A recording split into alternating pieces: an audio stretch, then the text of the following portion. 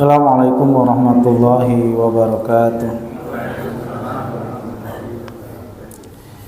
Innal hamdalillah nahmaduhu wa nasta'inuhu wa nastaghfiruh wa na'udzu billahi min syururi anfusina wa sayyiati a'malina may yahdihillahu fala mudhillalah wa may yudlil fala hadiyalah.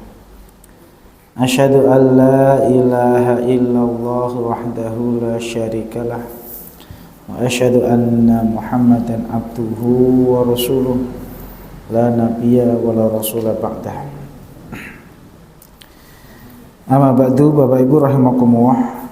Alhamdulillah, puji syukur kehadirat Allah Subhanahu wa taala ingkang tasih kepareng maringi kathah kenikmatan, nikmat iman Islam, mugi nikmat sehat wal afiyah, sehingga wonten dalu menika kita saged nindakaken salat Isya kanthi berjamaah lan ugi saged nderek pengaosan rutin setiap Selasa malam Rabu.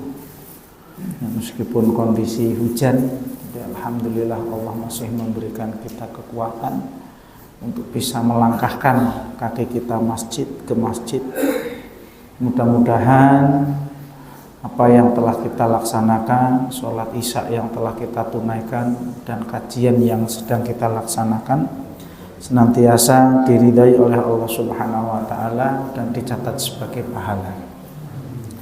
Sholawat ugi salam kunjuk dumateng Nabi Muhammad sallallahu alaihi wasallam.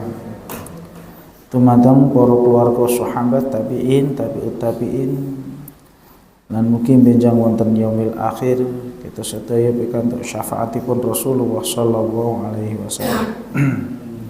Bapak Ibu rahimakumullah, kita lajengaken pengaosan hadis saking kitab Riyadhus Shalihin tasih bahas bab sabar. Hadis wa an Abi Hurairah radhiyallahu anhu anna Rasulullah sallallahu alaihi wasallam qala, dari sahabat Abu Hurairah radhiyallahu an, sesungguhnya Rasulullah sallallahu alaihi wasallam bersabda. Rasulullah bersabda, yaqulu Allahu ta'ala, Allah Subhanahu wa taala berfirman, ma li 'abdil mu'min 'indi jazaa'un idza qabattu safiyahu min ahli dunya thumma ihtasabahu illal jannat, rawahul Muslim. Rasulullah bersabda, Allah Subhanahu wa taala berfirman, tidak ada balasan, tidak ada balasan bagi seorang hamba yang beriman. Idza qabattu safiyahu, di waktu aku di sini Allah, karena ini adalah hadisnya hadis qudsi. Qabattu safiyahu, qabadha itu mencabut nyawa, mengambil nyawa safiyahu, orang yang dikasihi, min ahli dunya, di dunia ini, thumma ihtasabahu, kemudian ia mengharapkan ridho dari Allah Subhanahu wa taala, ia mendapatkan pahala dari Allah Subhanahu wa taala, dan rela, melainkan illal jannata, melainkan orang itu akan dibalas dengan jannah ataupun surga. Hadis riwayat Bukhari. Bapak Ibu rahimakumullah, monggo sareng-sareng kita pelajari hadis menika. Hadzal haditsu yarwihi Nabi sallallahu alaihi wasallam anillah. Rasulullah meriwayatkan hadis ini dari Allah. Ya, maka hadis ini disebut hadis qudsi. Ya, hadis qudsi. Hadis niku enten kalih. hadis nabawi dan hadis qudsi. Lah tanda untuk membedakannya nopo? Tanda untuk membedakannya menawi hadis nabawi niku berarti hadisnya Nabi. Qala Rasulullah sallallahu alaihi wasallam, Rasulullah sallallahu alaihi wasallam bersabda. Napa sabdane? Innamal a'malu binniyat, contoh. Nah niku namanya hadis nabawi. La adapun hadis qudsi ngeten, qala Rasulullah sallallahu alaihi wasallam fi ma yarwi an rabbih, atau qala Allah taala, Rasulullah sallallahu alaihi wasallam bersabda, Allah Subhanahu wa taala berfirman. Nah, maka hadis ini disebut hadis qudsi, firman Allah. Tapi tidak dicantumkan dalam Al-Qur'an. Nah, hadis niki tidak dicantumkan dalam Al-Qur'an. Allah berfirman. Ya, Allah berfirman. Mali abdil mu'min indi jazaun, tidak ada balasan bagi hamba seorang mukmin. Idza qabattu sofiyahu, apabila aku mencabut nyawa sofiyahu. Sofiyah itu adalah orang yang dicintai. Mayas tafil insan wa yakhtaruhu min waladin wa akhin wa amin wa abin wa umin. Ya orang yang dicintai siapa? Ya anak, ya istri, ya bapak, ya ibu, ya saudara. Allah cabut nyawanya. Allah cabut nyawa.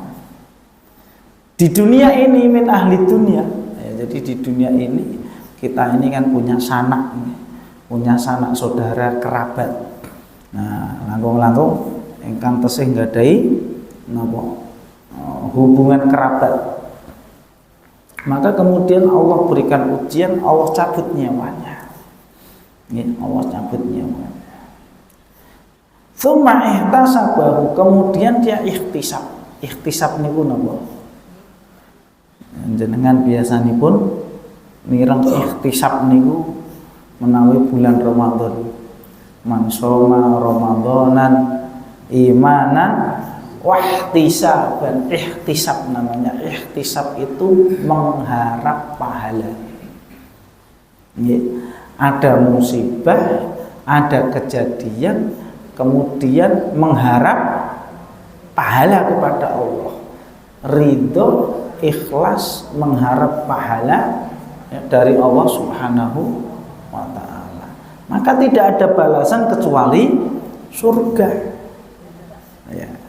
Tidak ada balasan. Kok ada orang terkena musibah, Masya Allah, Bapak Ibu rahimakumullah.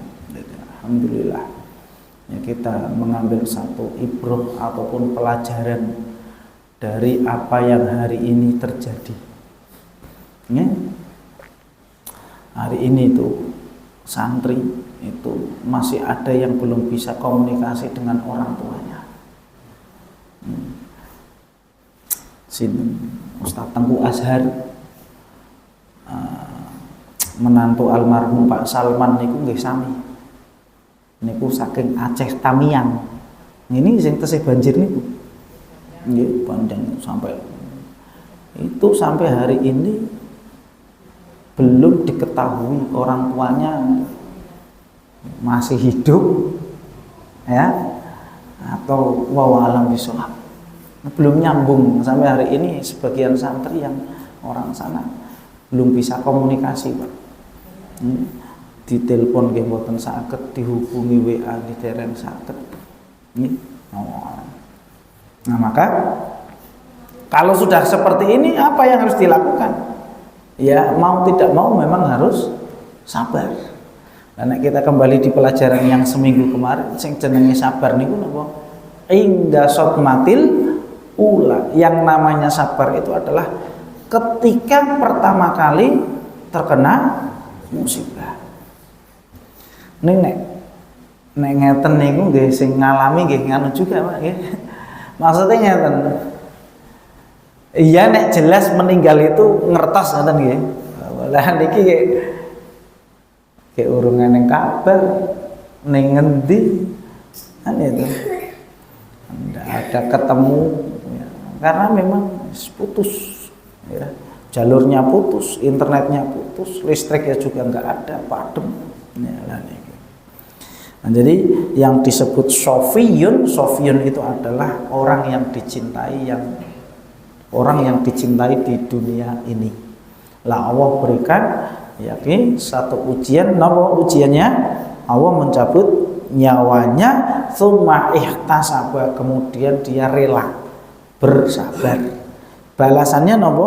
Balasannya adalah jannah.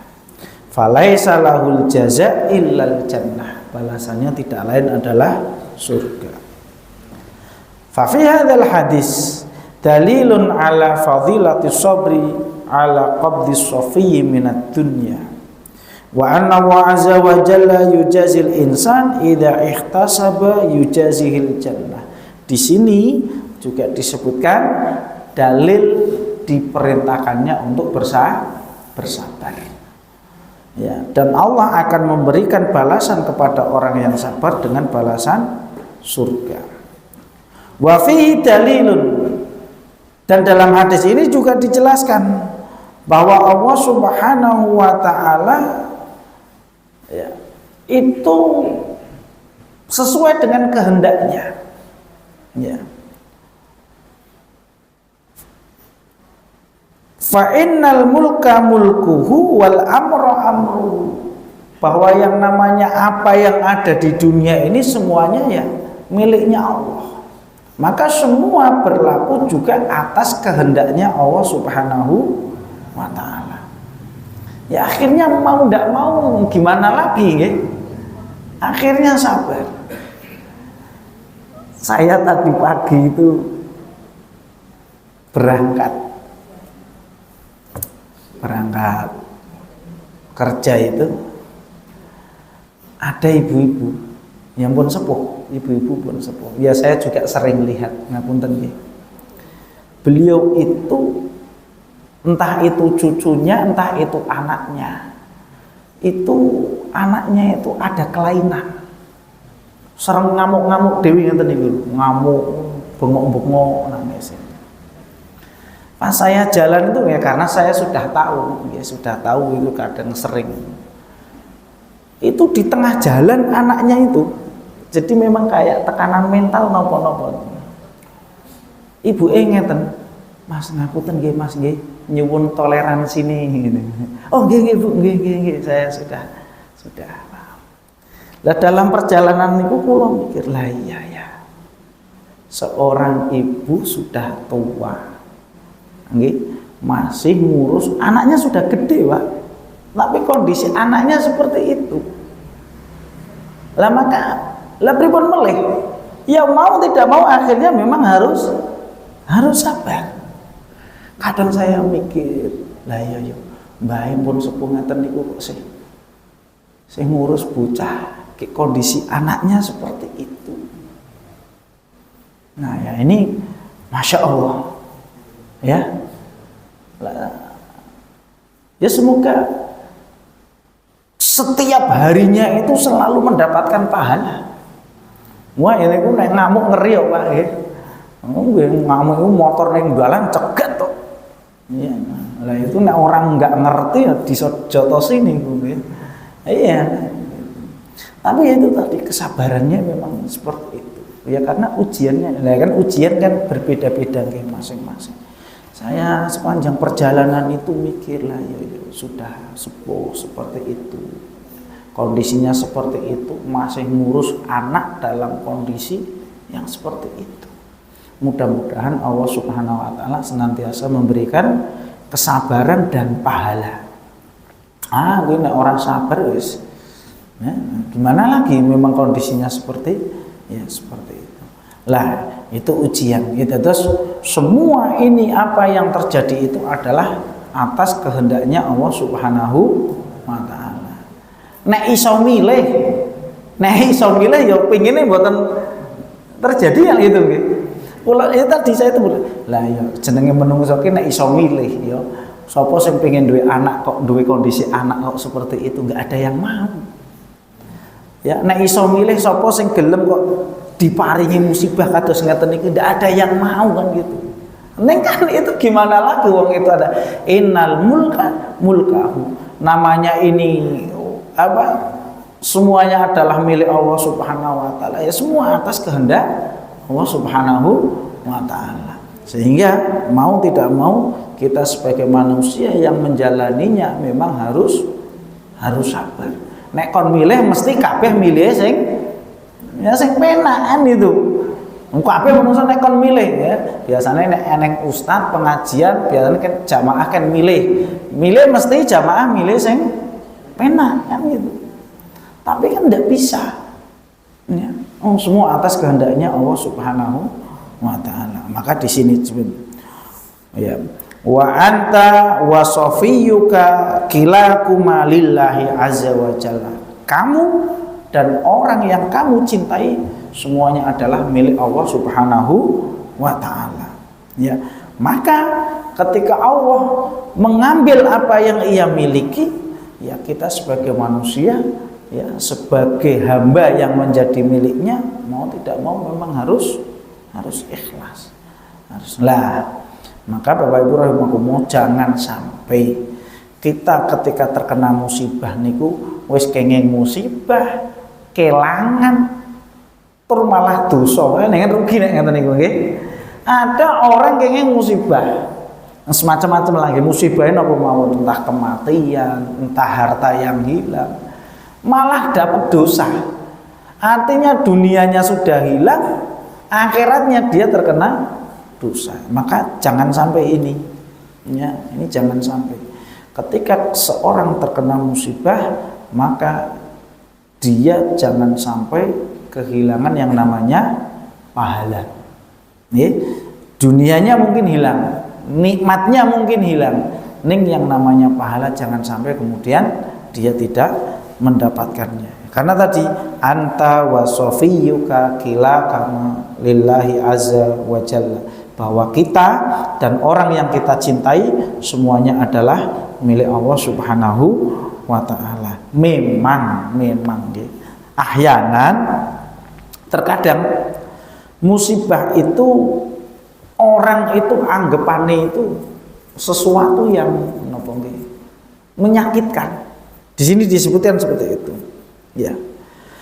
Idza qadarallahu 'alal insan, apabila Allah mentakdirkan sesuatu kepada manusia, ya. Allah mentakdirkan sesuatu yang tidak disenangi oleh manusia, ya.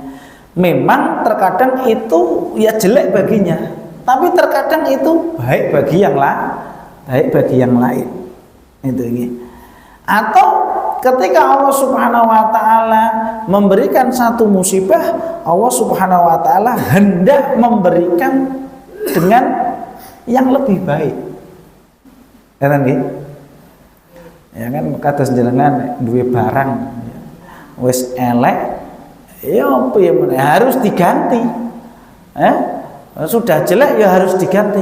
Memang kadang ketika Allah Subhanahu wa taala menimpakan satu musibah, bisa jadi di situ Allah menginginkan ganti yang lebih baik. Ya, hari Ahad kemarin Mas Amir berjalan-jalan ngerti aku nggih. Jane kula nggih jalan-jalan ya ziarah ke Jogja ke teman lama. Nggih. Teman itu rumahnya teman itu termasuk yang 2006 terkena gempa.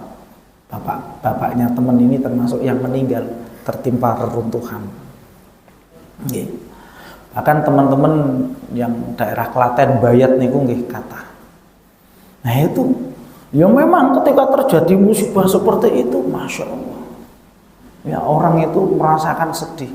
Tapi Pak setelah itu, waduh, omahe dadi apik kabeh. Saya mau nih gubuk reot ini, langsal bantuan. Nah ternyata kan ada hikmah, ada satu kebaikan setelah itu ada kebaikan. Wong tak tanya temen itu yang Jogja itu temen, wah malah pas kena musibah mangane enak-enak sih. Lah bantuan nggih matur nuwun jazakum. Sing saka Jerman, saka Australia, saka Jepang, bantuan akeh banget mangane malah enak-enak gitu. Nggih betul serius itu.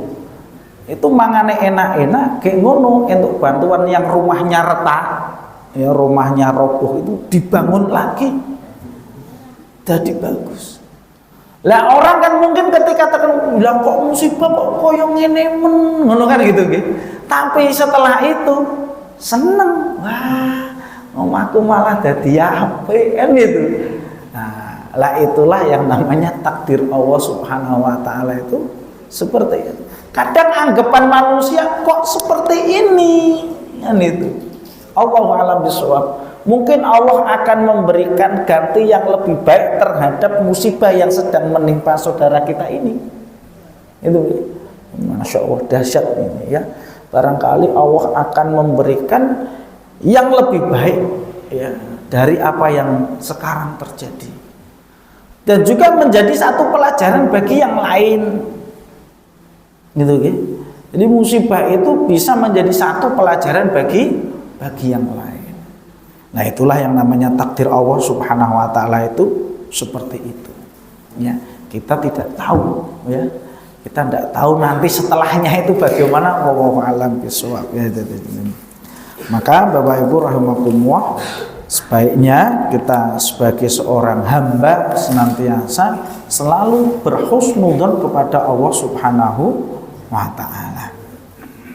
Niku hadis ingkang sepindah. Ada hadis yang kedua, hadisnya pendek. Wa an Anas radhiyallahu taala anhu qala, dari sahabat Anas bin Malik radhiyallahu taala anhu. Sami'tu itu berarti saya mendengar. Anas langsung mendengar dari Rasulullah. Sami'tu Rasulullah sallallahu alaihi wasallam yaqul. Idza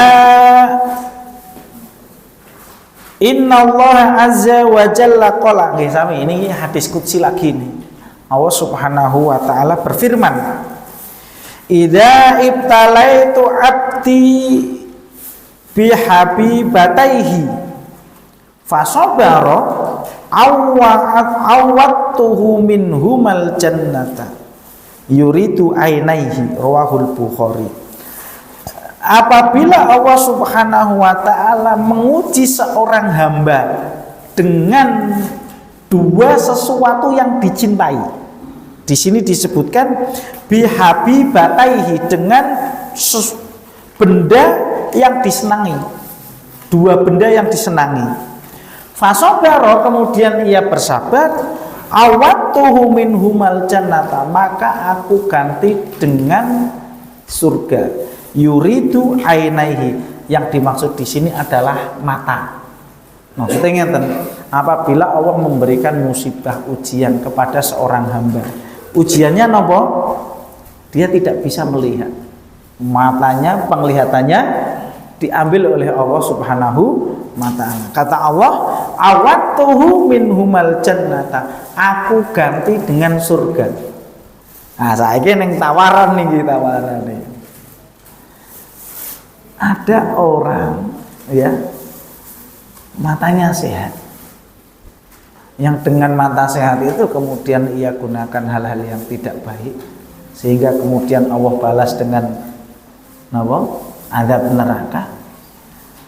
Atau milih orang yang matanya buta kemudian Allah berikan surga.